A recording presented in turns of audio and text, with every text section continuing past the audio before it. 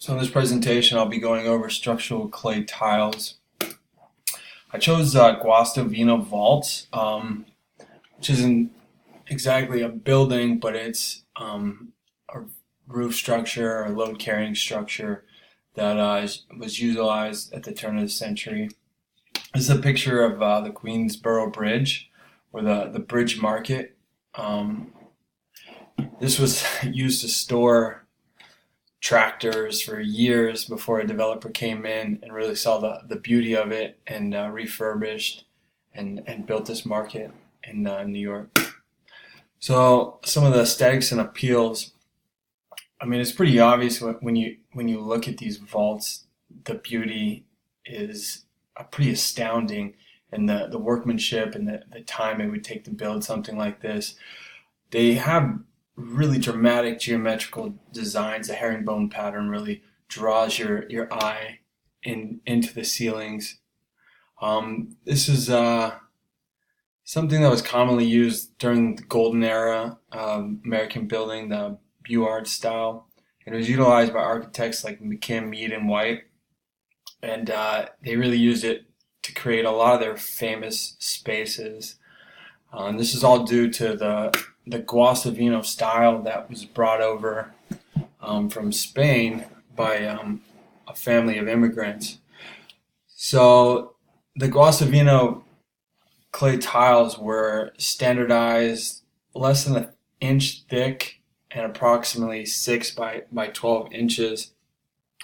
And they were set in herringbone patterns and set in 3 courses with a thin layer of Portland cement in between. So the amazing thing about these is they could be built without having a support structure. A lot of domes need to have scaffolding or something holding them up while they're being built. These could be built, and there's actually photos of craftsmen sitting on the vault over 1,000-foot drop as they're building the vault and adding courses. It was extremely strong, versatile, and fireproof, the fireproof is what really got the Guastavino family started. There was some really bad fires during the turn of the century. But this clay tile, being fireproof and able to carry these huge loads, is what really allowed them to come to prominence. The load was approximately 500 pounds per square inch, which is a substantial load. Another thing the Guastavinos demonstrated was the ability of the fireproof. They would burn a fire for 2 days under a vault before load testing it, and the structures would still hold. So there's a lot of structural integrity, a lot of versatility in utilizing these clay tiles. Durability.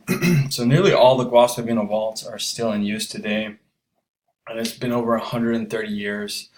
So, and they really prove their ability to hold up to the elements. Many of these structures were built in coastal cities, exposed to salt air, and freezing and thawing cycles as well.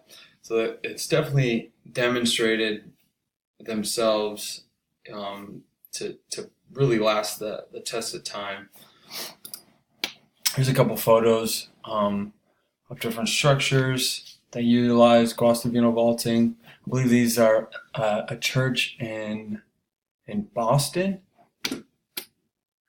Some of the relationships, the beauty that can be created with this product will have an intimate effect on the people that live and work inside of them.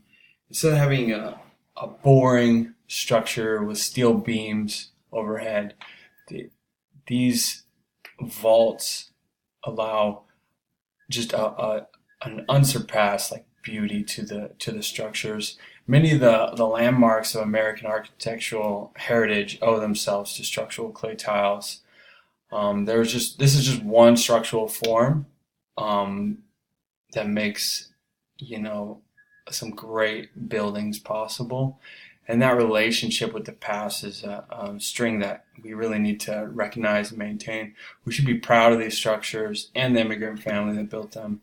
honoring them with continued use of this product and design that they mastered. There's my citations, and that's it. Thank you.